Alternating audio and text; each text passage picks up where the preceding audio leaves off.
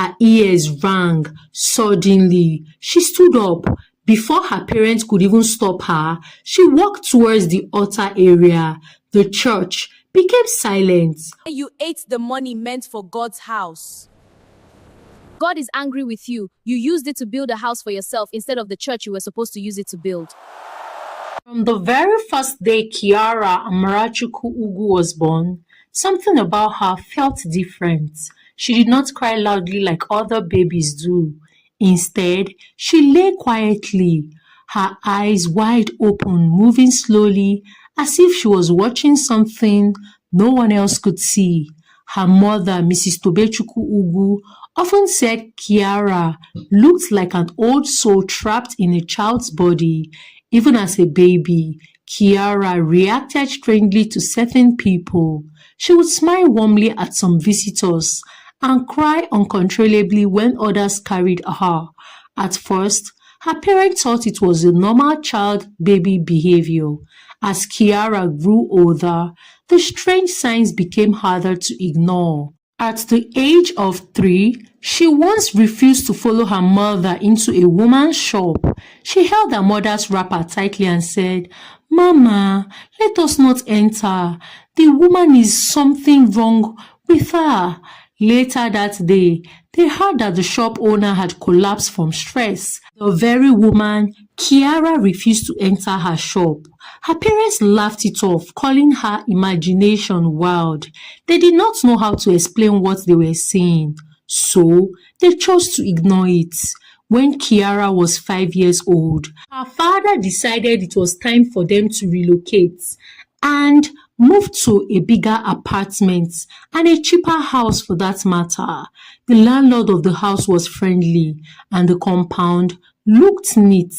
To Mr. Ugu, Kiara's father, it felt like a blessing. But the moment they arrived with their luggages, Kiara froze. She stood at the gates, her small hands shaking. Her face changed completely, as if fear had wrapped itself around her heart.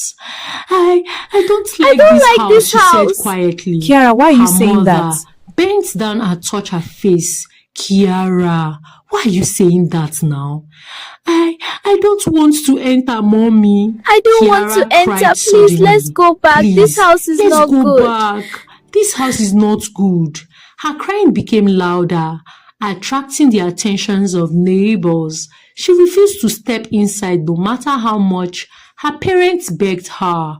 Mr. Ugu, Father, please, I don't want to go in. Enough of this. We are going in now. But I'm Please scared. stop this nonsense. No more tears. Be He strong. said gently, but firmly. Oh, children don't choose houses. Their parents do, and you have no choice.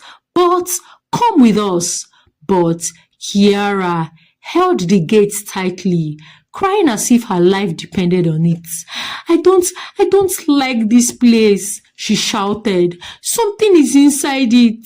Her parents exchanged worried glances, but the stress of moving and the thought of friends' money pushed their worries aside. They felt that Kiara was already missing the former compound, reason why she was crying. But they felt like she would come around at the end of the day when she starts making friends in the new neighborhood.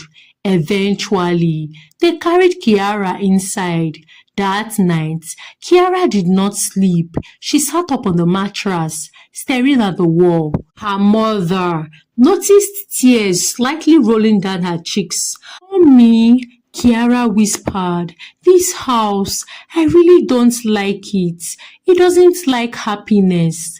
Mrs. Ugu shivered, but she brushed it off and held her daughter close. "My daughter, don't worry, you would like it here. By the time you start making friends, you would love it."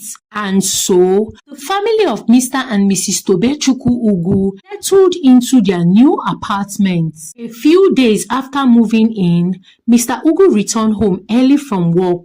His face was pale, his steps heavy. They said the company is restructuring, he told his wife. They no longer need my position. Mrs. Ugu sat down slowly, unable to speak. "I don't understand. What do you mean?" Mr. Ugu swallowed hard before speaking. I have just been fired. What? What did you do? I really don't know. They said my position is no longer needed in the company. And that was how Mr. Ugu lost his job. Mrs. Ugu sat down slowly, unable to speak. She was trying to process the whole thing. Kiara was playing in a corner, lifted her head and whispered, "It has started though." No one asked her what she meant. 2 days later, while Mrs. Ugu, her mother, was at her shop, a fire broke out. The flames destroyed everything: goods, money, shelves. By the time help arrived, nothing was left. Within 1 week, the family had lost their only sources of income. Her mother had lost her shop, and her father had lost his job. Hunger visited their home. Bills piled up. Laughter disappeared.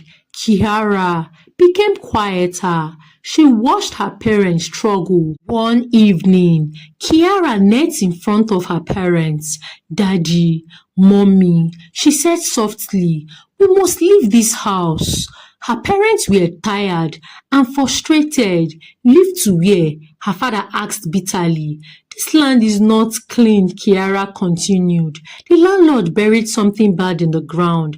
It makes people poor."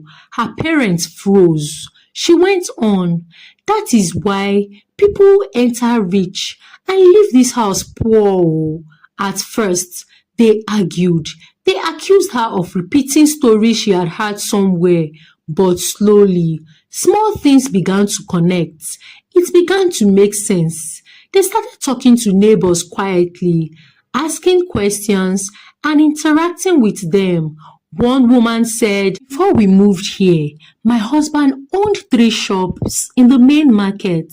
But could you believe it that exactly 1 month we moved in, he lost the shop to fire incident. And since then, my husband had to resolve to become a conductor just for us to eat. It has really been terrible for us." Another man said, "I sold my land after moving here. Everything just dried up somehow. I don't even understand." Fear settled in the hearts of Mr. and Mrs. Ugu. Mr. and Mrs. Ugu finally realized that their daughter had been warning them. At this point, they did not know what to do. They had no money on them. And so, they had to resolve to borrow money from family and friends in order for them to move out. They packed their things and left the compound with the borrowed money. Life did not suddenly become easy, but the heavy darkness lifted. Small opportunities returned. Food came back to their table. From that day, they stopped ignoring Kiara's words, but they were not ready for what was coming next. However, as Kiara grew, her gift became stronger. She began to see clearer images, her quiet warning in her heart, and feel deep sadness for people hiding secrets. Her parents became afraid. They warned her often, "Kiara, keep quiet. Not everyone likes to hear the truth." But Kiara did not know how to stay silent when something burned inside her chest. One Sunday morning, when she was just 10 years old, they attended church as usual. The church was crowded because the pastor had announced a building project. Members had contributed money for months. As the pastor preached, Kiara began to tremble in her seat. Her chest felt tight. Her ears rang. Suddenly, she stood up. Before her parents could even stop her, she walked towards the altar area. The church became silent. What was the small girl doing close to the altar? She looked at the pastor and said, You ate the money meant for God's house. The pastor's face turned white. God is angry with you. You used it to build a house for yourself instead of the church you were supposed to use it to build. God is angry. You used it for yourself. How can you? The pastor quickly recovered. Anger replaced fear. This child is possessed, He shouted, "Take her away. She This needs child is deliverance." possessed. Take her People away. She stepped needs back deliverance. in fear. Kiara's parents rushed forward, holding her tightly. That day, rumors spread. Some said Kiara was dangerous. Others said she was evil and that the pastor had said she needed deliverance. Her parents went home shaking. They realized then that telling the truth in a broken word could be very dangerous. After the incident in the church, life changed completely for Kiara and her parents. People no longer greeted them freely. Some church members avoided sitting close to Kiara. Others stared at her as if she carried something dangerous inside her small body.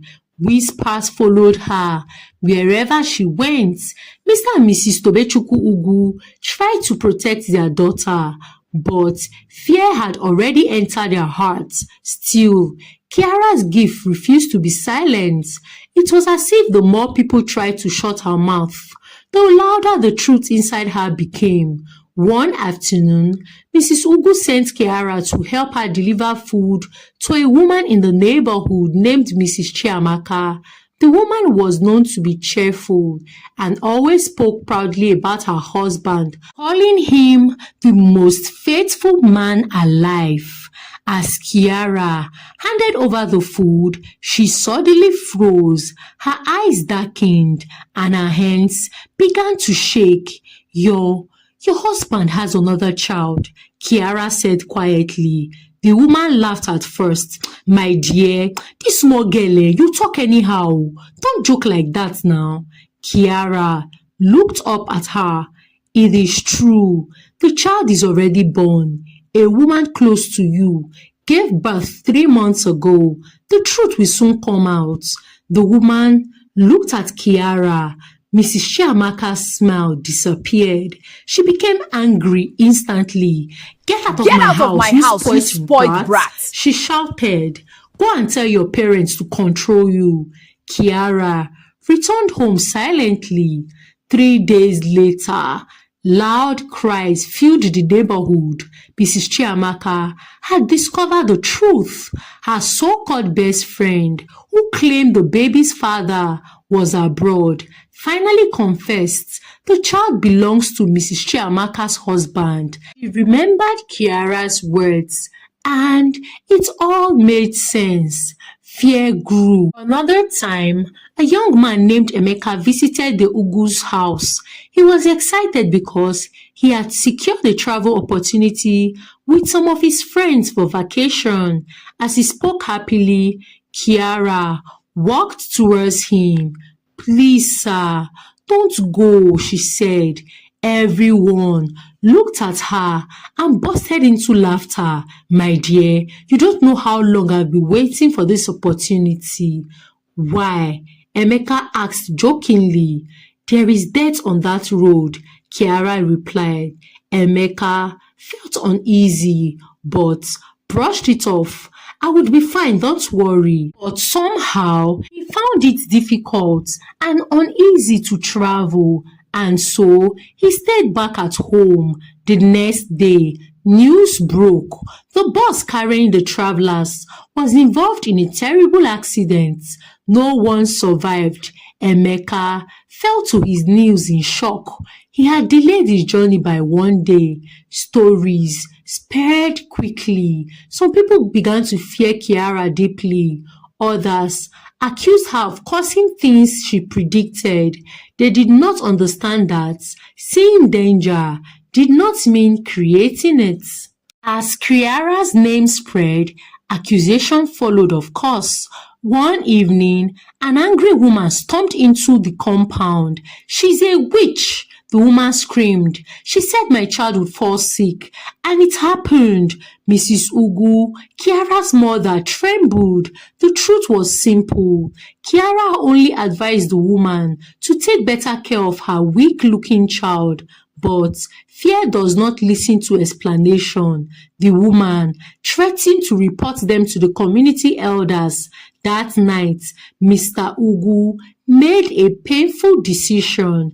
"Kiara," he said gently, You must stop talking to people.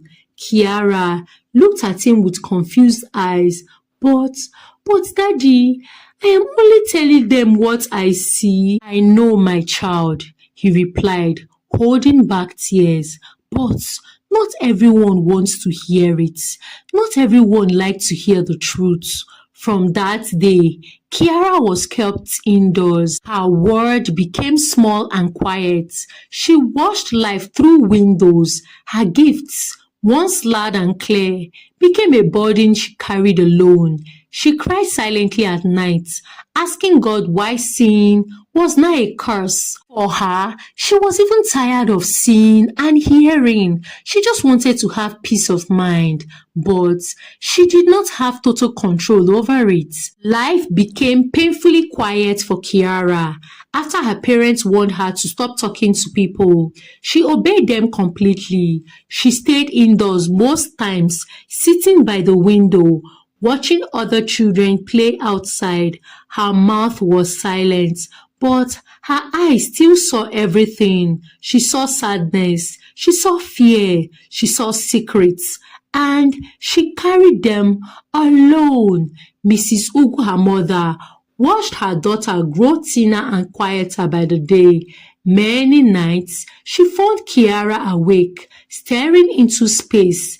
Kiara, she once asked gently, what are you even seeing? Kiara shook her head. Nothing, Mama. But it was a lie. She was tired of talking about things she had seen. One afternoon, Mrs. Ugo decided to walk to a nearby market to buy food items. She allowed Kiara to come with her, hoping that she would receive some fresh air and it would lift her daughter's spirits. They walked slowly along the streets. The sun was gentle and the road was busy with people going about their businesses. Suddenly, Kiara stopped. Her heart began to beat fast. She felt a familiar heaviness in her chest, the same feeling she had whenever something important was about to happen. Ahead of them was a woman walking alone. The woman was well dressed, but her shoulders were slumped. Her face carried deep sorrow, the kind that could not be hidden by fine clothes. Kiara stared at her intensely. Mommy, Kiara whispered, tugging her mother's hands. Mrs. Ugu sighed nervously. Kiara, remember what your father said, oh, you better keep quiet. I know, Kiara replied, but this one is different. I just need to tell her. She needs to know. Before her mother could stop her, Kiara gently walked towards the woman. The woman noticed the little girl and stopped. Yes, my dear, how can I be of help to you? She said kindly, smiling faintly. Kiara looked straight into her eyes and spoke softly, yet boldly. You are barren, Kiara said. The woman's face changed instantly. Her eyes widened in shock. Who told you that? She asked sharply. Kiara shook her head. No one. I just know. Mrs. Ugu rushed forward in fear. Please forgive her. She's my daughter, she said quickly. She's just a child. But the woman raised her hand, stopping Kiara's mother from interrupting the little girl. Let her speak, she said slowly. Kiara continued, her voice calm. You cry at night. You smile in the day, but your heart is heavy. God has seen your tears and He is ready to bless you. Tears filled the woman's eyes. No one knew her in that area. She was only staying in a hotel nearby for business. Not even her staff knew her pain. Kiara took a deep breath. In 9 months, she said, you will have 4 children. The woman gasped. How is that even possible? I am not even pregnant. Tell me, how am I going to have 4 children? Kiara nodded. You would see it happen. When you get home today, Kiara added, dance and praise God for 1 hour. Do not complain. Do not complain, I repeat. Just thank him. Thank him. Silence hung in the air. The woman stared at Kiara for a long time, then slowly nodded. I will do as you say, she said quietly. The woman reached into her bag and brought out some money, but Mrs. Ugu, Kiara's mother, quickly refused. No, please don't. The woman smiled faintly and then walked away. Mrs. Ugu grabbed Kiara's hand tightly. What have you done? She whispered in fear. Kiara looked up at her mother. Mother, this one is joy, not trouble. God has decided to answer the woman. That night, in a luxurious hotel room, the woman locked her door. She stood alone. For the first time in years, she danced. She cried tears of joy. She sang. She praised God for 1 full hour. Weeks later, she discovered she was pregnant. Months passed. Life continued for Kiara and her family. Kiara returned to staying indoors, but her heart felt lighter. She knew something good had been released. 9 months later, the news broke across hospital and newspaper. A wealthy woman had given birth to quadruplets after 10 years of being barren. Doctors called it a miracle. The woman smiled whenever reporters asked her questions, but she said only one thing. I met a child God used. I met an angel who told me what I needed to do. Immediately, she began searching for Kiara. It took time, but eventually, she found her. The day she arrived at the Ugu's home, a convoy of cars filled the streets. Neighbors were wondering who they were looking for.